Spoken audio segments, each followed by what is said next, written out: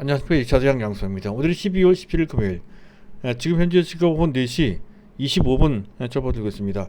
자, 오늘 우리 시장은 지수로 봤을 때는 뭐 그저 그런 상황이었지만 내용으로 봤을 때는 특히 우리 입장에서는 좀 황망한 측면이 있었죠. 오늘 우리 종목 중 뭐 기둥이라고 할 수 있는 삼성전자, 또 삼성바이오로직스, 네이버 같은 종목들은 뭐 멀쩡합니다만은 그 외에 다른 종목들이 그렇지 않아도 약세적 흐름을 보이고 있는 판에 추가적으로 더 그것도 일제히 약세적 흐름을 피하지 못했기 때문에 그렇다는 건데요. 자, 그 원인을 따지고 보면 결국 미국에서 나왔다는 거죠. 간밤에 다우지수는 멀쩡했는데 자, 기술주들이 갑작스럽게 급락을 했습니다. 다른 것 현재 미국 증시가 좋을 때는 잘 따라가지 못하다가 약간 부정적인 상황에 나면 그건 또 우리 증시가 따라가는 그런 모습이 나타나고 있습니다. 그만큼 우리 증시가 취약하기 때문에 그런 것이고, 또 한 가지가 있다고 한다면 자, 금년 초 우리 시장을 이끌었던 동학개미들의 투자 심리가 많이 위축돼서 더욱더 우리 증시의 그런 취약성이 드러나는 것으로 그렇게 이제 판단이 됩니다. 근데 문제는 자, 월가 일각에서 좀 들고 나오는 얘기인데요. 그동안 문제가 됐던 계속 지적받아왔던 성장주 내지 신기술주들의 지금 현재 주가 수준이 너무 높다. 닷컴 버블과 거의 가깝거나 오히려 그것보다 더 위험하다라고 하는 비관론입니다. 경계론, 비관론 이런 건데요. 자, 그 점에 대해서는 조금 우리가 완전 부인할 수는 없죠. 사실상 그들 종목들은 많이 올라왔고 실제로도 지금으로부터 21년 전 닷컴 버블이 꺼질 때 그 양상과 좀 비슷한 측면도 좀 있습니다. 그래서 그 부분 약간 이제 걱정이 될 수 있다 하는 건데, 자, 이 점과 관련돼서는 이왕 얘기가 됐으니까 먼저 말씀을 드려야 될 것 같네요. 21년 전으로 거슬러 올라가서 다우존스 지수와 나스닥 지수를 비교해 볼 필요가 있겠다는 건데, 현재 두 개의 차트가 나가고 있죠. 자, 위에 있는 차트는 다우지수 차트고요. 밑에 있는 차트는 나스닥 차트입니다. 지금으로부터 21년 전, 현재 지금 왼쪽에 보면 녹색 부분 동그라미가 그려진 부분이 있죠. 그 부분이 비교가 됩니다. 그때 당시 닷컴 버블이 꺼질 때 상황인데요. 당시 나스닥 지수는, 그 밑에 있는 지수는 5,000포인트까지 갔다가 결국 거의 한 1,000포인트 정도 수준으로 거의 4분의 1 토막, 5분의 1 토막으로 이른바 박살이 났고요.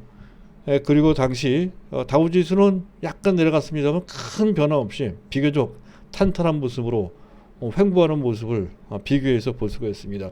그래서 지금 21년 전 당시 닷컴 버블이 꺼질 때처럼 된다고 했을 때는 현재 시장에서 상당한 기세로 올라왔던 종목들이 상당한 위험한 구간에 있는 것이 아니냐라고 하는 걱정이 이제 된다 하는 뜻에서 비교를 한 건데요. 자, 그 당시와 지금은 근본적으로 다르다는 것이죠. 그 당시에는 수많은 닷컴 관련주들이 현재 묻지마처로 올라왔다는 거죠. 가장 대표적인 세 가지 이유로 해서 걱정할 필요가 없다는 점을 말씀드리고자 하는데요. 첫째, 그 당시에는 그 당시 지금과 비교해 봤을 때 성장 신뢰성과 관련돼서는 근본적인 차이가 있다는 것이죠. 그 당시에는 이러한 사업, 비즈니스가 어떻게 성장을 하고 성공할 것인지에 대한 검증이 충분히 안 된 상태였습니다. 지금은 충분히 검증된 상태죠. 가장 대표적인 업체가 아마존 같은, 구글 같은 그런 업체들입니다. 그것에 대한 충분한 검증이 된 사례가 이미 나와 있다는 것이고요. 또 그 당시는 실적이 뒷받침이 안 됐습니다. 지금은 실적이 뒷받침이 되고, 아직은 실적이 뒷받침이 안 된다 하면 실적에 대한 전망, 그것을 가시성이라고 하는 거죠. 그 가시성이 상당히 좋습니다. 그 당시에는 가시성이 전혀 없었습니다. 단지 닷컴만 붙으면 무조건 주가가 올라가는 식으로, 그런 식으로 올라갔거든요. 지금과는 결정적인 차이라고 할 수가 있겠습니다. 또 한 가지 큰 차이는 그 당시에는 정책 환경이 썩 좋았던 것은 아닙니다. 특히 현재 물가도 3 내지 4, 5% 정도 됐었고요. 또 금리도 3 내지 5% 정도 수준으로 상당히 높고, 전체적으로 현재 유동성 환경이 지금이 훨씬 못 미쳤습니다. 지금은 상당히 낮은 상태죠. 금리가 올라간다 하더라도 궁극적으로 미국 연준에서도 언급했듯이 2.5% 이상으로 올리기 어렵다는 것이죠. 올릴 생각도 없고 말이죠. 기본적으로 저금리 상태이며 물가도 안정이 될 게 뻔합니다.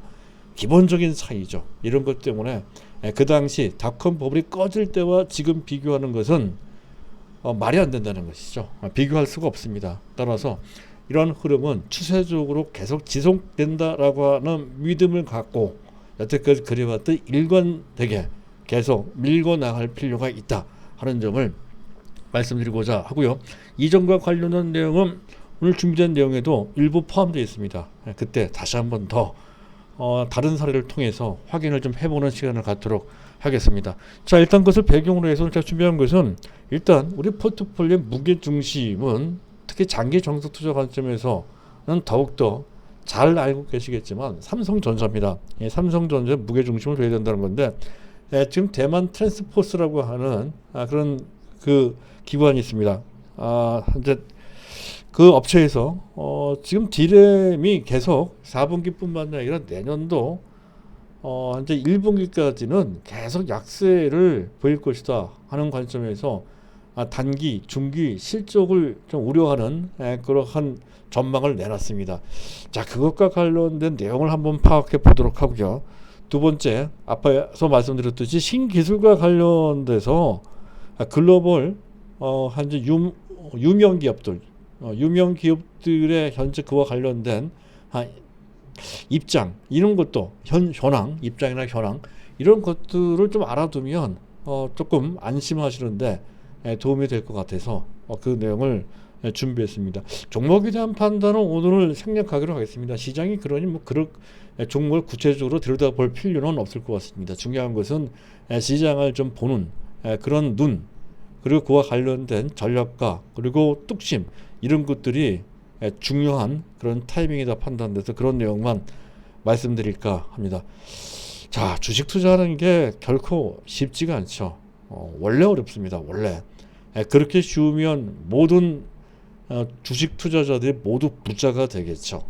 그렇지 않습니다. 기본적으로 주식 투자는 어렵습니다. 그 어려움을 딛고 나가는 것이 투자의 본질이라고 이제 할 수가 있겠습니다. 그런 점에서 더욱 인내를 하시는 게 인내를 하셔야 되겠다는 말씀을 드리면서 자, 일단 준비된 내용 말씀드릴까 합니다. 일단 차트는 종합지수 차트를 올려놓고요. 자, 그리고 전망을 올려놓겠습니다. 미국 증시가 그렇죠. 미국 증시가 미국 기술주들이 갑작스럽게 급락을 했다는 건데 나스닥이 2.47% 그리고 필라델피아 반도체 지수가 무려 4.27%는 이 정도면 폭락이죠. 업종 지수가 이렇게 크게 들어갔어요.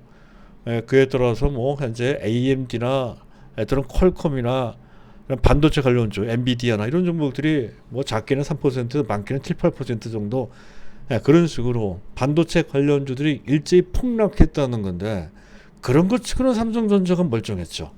그런 측면 비교해서 보실 필요가 있다는 거고요. 그리고 그뿐만 아니라 테슬라도 5% 넘게 폭락했고요. 또 애플도 사상 최고치를 갱신 중에 오늘 같은 경우 간밤에 근 4% 가깝게 또 급락을 했습니다. 그래서 자, 이런 것을 두고 앞서 얘기했던 그런 경계론 또는 비관론뿐만이 아니라 그게 아니라도 시장은 기조상 또 시장 판도상 현재 기술주들이 선도했던 그 흐름에서 벗어나서 전환돼서 경기순환주 내지 가치주 즉 굴뚝주라고 하죠. 전통주 쪽으로 무게중심이 바뀌었다라고 하는 그런 전망이 나오고 있기도 합니다. 또 영란은행에서 현재 영국의 중앙은행이죠. 영란은행에서 선진국에서 가장 먼저 단행하는 것 같습니다. 금리 인상을 했다는 것이지 0.1%에서 0.25%로 0.15%포인트 인상을 했습니다. 자, 긴축의 물꼬가 틀어졌다는 것이 되겠죠. 자, 그런 것이 시장 분위기를 좀 냉랭하게 만들고 있는 그런 상황이다 하는 건데요. 오늘 시장 상황을 한번 보도록 하죠. 시장 상황을 보게 되면 일단 미국 10년물 국채 금리가 지금 1.424%입니다. 금리가 내려왔다는 얘기는 그 채권 가격이 올라갔다는 거죠. 그 올라갔다는 얘기는 채권 자산은 안전자산이니까 안전자산 선호 경향으로 분위기가 바뀌었다는 것을 의미합니다. 꽤 많이 올라가고 있어요. 그 부분은 다소 거슬립니다. 하지만 지속되기는 어렵다는 것이죠. 자, 그렇고 DXY 달러 인덱스는 어제보다 오히려 약간 내려갔습니다. 우리나라 원달러 환율도 오히려 3원 내려가서 1183원이 아니라 지금 현재 1180원 정도로 마감이 됐습니다. 이런 정도면 나쁘지 않는데요. 일단 외환시장은 큰 동요가 없습니다. 부정적인 반응을 안 했다는 것이죠. 자, 주변 증시 한번 보도록 하죠. 주변 증시를 보게 되면 나스닥 나스닥물의 장중에 좀 약했었던 건데 지금은 거의 보합권 근처로 좀 올라왔습니다. 일본 증시가 좀 민감하게 마이너스 쪽으로 반응한 것도 기술주들이 좀 약했던 그런 배경으로 작용된 측면도 있다는 건데, 워낙 이 부분은 가변적이고, 그리고 미래를 예측하는 데에 그 예측성도 그렇게 높은 것은 아니죠. 그래서 이 부분과 관련돼서 크게 의미를 둘 필요까지는 전혀 없습니다. 자, 수급을 보면 오히려 상당히 긍정적입니다. 외국인들이 5천억 정도로 순매수를 했고요. 자, 기관들도 매도한 것이 아니라 관망을 했죠. 금융투자는 순매수를 했습니다. 그리고 개인들이 순매도했죠. 앞에 얘기했던 것처럼 금년 초중반 그렇게까지 시장을 끌어왔던 동학개미들이 힘 빠지는 그런 상태에서 시장 약간 실망하거나 막 그렇기 때문에 그렇게 대규모로 매도를 했던 것 같습니다. 이 수급 구도만 보면 오히려 지수가 올라갈 때 보이는 전형적인 구도를 하고 있죠.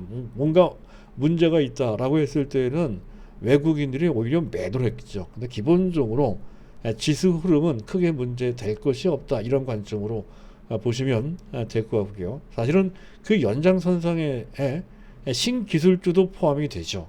삼성전자가 좋으면 현재 신기술주도 어차피 기술주니까 그 흐름에 동참한다는 것은 명약관화합니다. 그런 측면에서도 신기술주에 대해서 걱정할 필요가 없다는 것을 우리가 짐작할 수가 있는 것이고요. 베이시스는 마이너스 5까지 떨어졌네요. 뭐 큰 의미가 없다는 것이죠. 자, 그렇고 자, 시장 특징을 보면 앞에서 얘기했던 그 맥락과 같은 그런 현상이죠. 그래서 코스닥보다는 코스피가 좋았고, 또 기술주랑 신기술주들은 대부분 약했는데 반면에 굴뚝주들은 상당히 좋았단 말이죠. 뭐 포스코도 그렇고요. 또 뭐가 있습니까? 두산. 내수주에는 뭐 한샘 같은 종목들이 그렇고, 약간 의미가 있다고 한다면 전에도 한번 말씀드렸습니다만 SK텔레콤 같은 경우가 좀 다르겠죠. 어쨌든 뭐 굴뚝주들이 상대적으로 좋았습니다.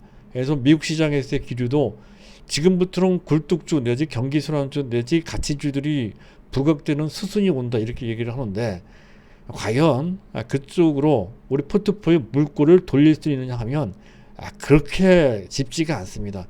또 추세적으로 보면 전혀 그럴 필요가 없다는 것이죠. 우리는 이미 삼성전자, 또 삼성바이오로직스 내지 또 네이버 같은 안정적인 장기 정석 투자를 상당 부분 갖고 있기도 합니다. 그렇다고 한다면 더욱더 굴뚝주까지, 물론 그들 종목 자체가 좋은 종목이긴 합니다. 하지만 현재 우리 그렇다고 해서 우리 포트폴리오 구성을 그런 식으로 전체를 다 바꾸는 것은 불필요하거나 해서는 안 된다라고 이제 판단돼서 높아심에 다시 한번 말씀드리고요. 자, 여기까지 일단 말씀드렸고, 자, 그리고 삼성전자 얘기를 안 할 수가 없죠. 삼성전자 현재 시점에서 또 내년을 위해서는 더욱더 삼성전자에 대한 비중이 상당한 비중으로 올라가 있어야 됩니다. 지금도 전혀 늦지 않다는 것을 다시 강조 드리고자 합니다. 여태까지는 힘들었고 재미없거나 그랬지만 앞으로는 달라진다는 거죠. 그 점에 대해서는 누차 말씀드려 왔고요. 앞으로도 계속 귀가 따갑도록 말씀드릴 겁니다. 일단 침체론이 나왔는데 대만 트랜스포스라고 하는 잡지 업체입니다. 이 업체에서 이 업체에서 발표한 내용인데, 전망한 건데, 일단 4분기에 반도체 대량 가격이 3 내지 8%, 물론 현물가입니다. 시장 현물가가 3 내지 8% 정도 추가적으로 하락할 것이다 하는 그런 전망과 함께 거기서 끝나는 것이 아니라 내년 1분기에도 추가적으로 금년 4분기보다 더 내려가는 8 내지 13% 정도 내려갈 것이다 라고 하는 다소 비관적인 전망이 나왔다는 건데, 배경은 재고가 많다는 것이죠. 그리고 수요가 뒤따라가지 못하고 있어서 반도체 디램의 약세 흐름은 어쩔 수 없다는 식으로, 그에 따라 수익성도 좋지 않을 것이다 라고 하는 그런 전망, 보수적인 전망입니다. 근데 그 부분은 다 알고 있는 내용이죠. 아마 이 방송을 청취하시는 분들도 그 윤곽은 다 알고 계실 겁니다. 오늘 간밤 미국 필라델피아 반도체 지수는 급락했지만 전체로 봤을 때 상승 추세가 뚜렷하고요. 또 마이크론 테크놀로지를 포함해서 우리나라 삼성전자, SK 하이닉스 등은 수익성 위주의 경영을 한다라고 천명했습니다. 그것은 공급 조절 카르텔 보이지 않는 이라고 말씀드렸죠. 그래서 수요는 또 지금 당장은 수요가 잘 붙지 않고 있습니다만은, 그러나 시간이 지나면 결국 수요가 증가된다는 것. 내년은 특히 인텔 새 제품이 나오고 서버도 대규모 또 증설을 해야 되는 상황이라 자연스럽게 그 서버와 관련된 수요도 늘게끔 돼 있습니다. 네, 그런 측면. 그래서 늦어도 내년 상반기 후반에 반도체 D램 가격이 이제 터닝한다는 것이 일반적인 관측이고요. 그보다 더 좋은 시절이 올 수도 있다는 것인데, 그 점에 대해서는 그 전에 말씀드렸으니까 생략하는데, 결론적으로 말씀드리면 결국 내년 한 중반부터 반등이 되면서 그런 반등이 그냥 반대로 끝나는 것이 아니라 또 한 번의 슈퍼 사이클이 온다는 거죠. 근데 이번 슈퍼 사이클은 상당히 강할 뿐더러 그 주기도 길다는 거죠. 한 몇 년, 2, 3년 이상 될 것으로 그 예상이 됩니다. 그에 따라서 삼성전자의 영업이익 규모는 내년에 당장 사상 최고치 58조 9천원을 넘어가는 게 나오고, 내후년에는 70조까지 가능하다, 이런 전망이란 말이죠. 그래서 장기적으로 봤을 때는 삼성전자의 비중은 더 훌륭하다라고 할 수 있어서 더욱더 우리의 판단은 흔들릴 필요가 없다는 점을 말씀을 드리고자 하고요. 그리고 또 수급으로 봤을 때 은전가부터 정확히는 10월 중순인데, 대체적으로는 11월 달부터 외국인들이 삼성전자, SK 하이닉스 등을 꾸준하게 계속 매집하고 있다는 것에서도 그 일단을 볼 수 있다는 것이죠. 자, 일단 뭐 그런 정도 보시도록 하고요. 그리고 한 가지 더 말씀드릴 필요가 있는 것은 차량용 반도체, 어저께 이제 말씀드렸죠. 차량용 반도체, 뭐 SSD, 그래픽 D램 이런 거 말씀을 어제는 이제 IBM 말씀드렸었는데, IBM 및 ST 마이크론 MCU나 ST 마이크론 MC 수주했다는 거, 파운드리 쪽입니다. 그리고 IBM 차세대 서버 5나노짜리죠. 이것도 첨단입니다. 수주했다는 거 말고 오늘 추가적으로 차량용 SSD 현재 하고 그래픽 D램을 수주했다는 거죠. 이 부분도 상당히 의미가 있습니다. 차곡차곡 또 단계별로 삼성전자가 칩 설계뿐만 아니라 그 칩 설계에 의해서 생산을 하는 이른바 파운드리 쪽도 계속 수주를 해 나가는 그런 모습을 보이면서 지금 TSMC를 추격할 수 있는 모멘텀을 만들어 놓고 있다는 건데, 내년부터 본격적으로 그렇게 된다는 거죠. 이것만으로도 삼성전자는 재평가 충분히 받을 수 있습니다. 비메모리 반도체가 본격적으로 티핑 포인트 이르러 TSMC를 쫓아갈 수 있는 그러한 시발점이 2022년도부터 시작된다는 거죠.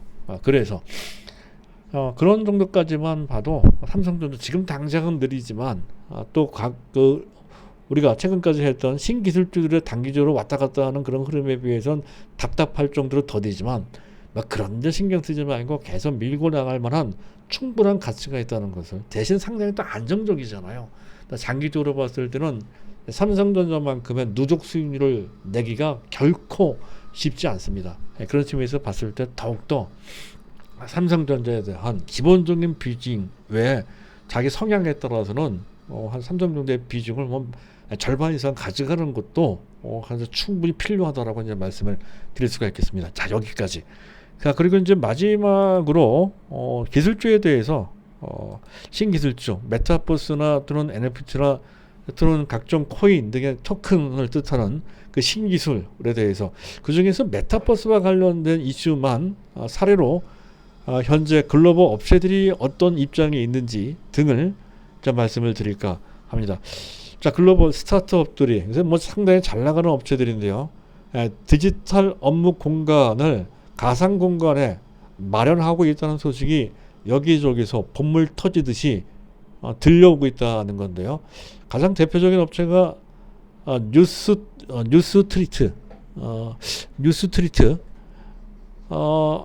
뉴스트리트입니다. 뉴스트리트 미디어 데이터 메타버스 업체다 하는 건데요. 뉴스트리트. 근데 이 업체가 메타버스 플랫폼 크립토복셀에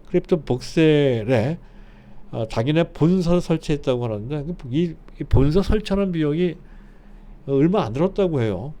한화로 1억 원도 안 들었던 것으로 기억나는데요. 어쨌든 상당히 적은 비용으로 이렇게 그 본사를 설치를 했는데 상당한 반향이 있다고 하죠. 그렇기도 하고 또 컨센서스 소프트웨어라고 하는 업체, 이 업체는 이리디움 디지털 지갑을 제작하는 업체라고 합니다. 이 업체도 역시 디지털 공간에 사무실을 차렸다는 소식이 들려옵니다. 근데 비단 이런 스타트업뿐만 아니라 세계 굴지의 그런 IT 대기업들도 그런데 동참하고 있다는 거죠.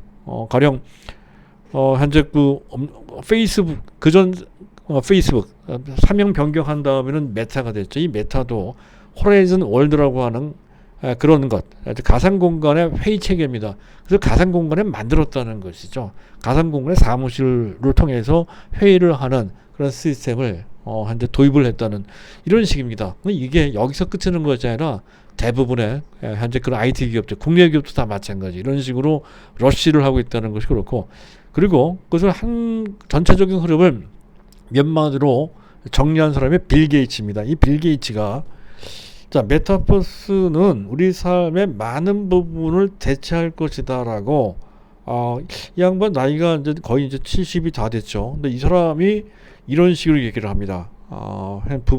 더 많은 부분을 대체할 것이다라고 그렇게 천명을 했고요.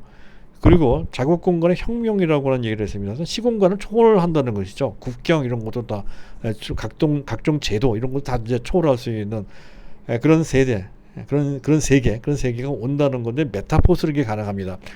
자, 그리고 또 구체적으로는 약간 이 부분은 동의하기 약간 어려운 부분도 있는데 VR 가상현실이죠. VR과 그리고 고글을 얘기합니다. VR 헤드셋으로 유명한 데는 지금 페이스북 메타죠. 오큘러스 같은 오큘러스 헤드셋인데 그전 삼성전자도 그 해봤던 그런 아이템이었죠. 그리고 고글 디스플레이 쪽입니다. 근데 이 부분은 삼성전자도 굉장히 잘할 수 있는 영역이고 한때 했던 영역이기도 해서 자, 이 부분이 중요하다 한다면 삼성 디스플레이를 갖고 있는 삼성전자 및 그리고 LG 디스플레이나 또는 LG전자 또는 LG 이노텍 같은 종목도 상당히 유망하다라고 이제 할 수가 있겠습니다. 그래서 디바이스 쪽을 얘기를 했습니다. 어쨌든 그 빌 게이츠는 말이죠.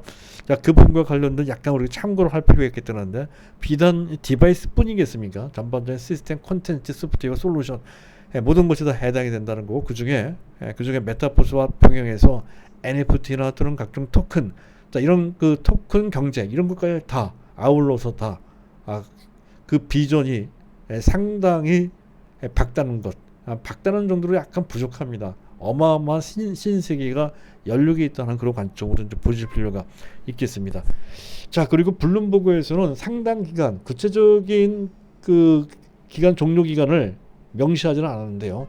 어쨌든 CAGR 연간 평균 성장률이 13.1% 뭘 근거로 해서 얘기하는지 모르겠는데 어쨌든 이걸 이런 정도가 된다고 하더라도 상당한 성장률이라고 할 수가 있겠습니다.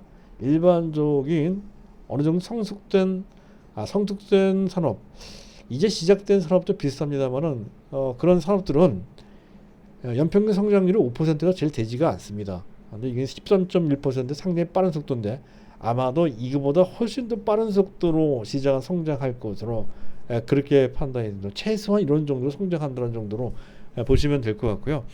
자, 이것을 바탕으로 해서 신기술주의 3대 특성을 다시 한번 우리가 의미하면서 마음을 조금 더 굳건하게 좀 갖기를 바란다는 말씀으로 다시 한번 강조드리는데요. 일단 이 신기술 메타버스나 또는 NFT나 또는 토큰 경제라고 하는 코인 이런 것들은 일단 그 이슈의 강도가 어마어마하게 크죠.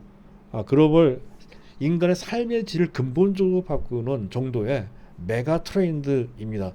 그리고 그 테마 이 기술적 흐름의 전반적인 주기가 짧게 반짝해서 끝나는 것이 아니라 장기간에 걸쳐서 영향을 주는 상당히 그 수명이 길다는 것이고요. 또 세 번째로는 각종 이슈를 통해서 상당히 많은 사람들의 관심을 한 몸에 받고 있는 이른바 인기를 갖고 있다는 거죠. 주가 중에서 가장 필요한 것 중에 하나가 인기입니다. 시장에 관심을 많이 갖고 있느냐 아니냐, 또 그런 관심을 마저 가질 만한 이슈가 계속 나오느냐에 달려 있는데, 지금 메타버스나 NFT나 이쪽 부분이 그렇게 그러한 그 힘을 갖고 있다는 것이죠. 이슈성 그와 그에 의해서 나타난 인기가 최강입니다.